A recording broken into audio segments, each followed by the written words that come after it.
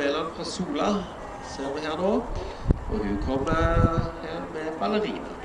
Startnummer 22 Marion Helland, startnummer 23 Ingrid Knudsen holder seg.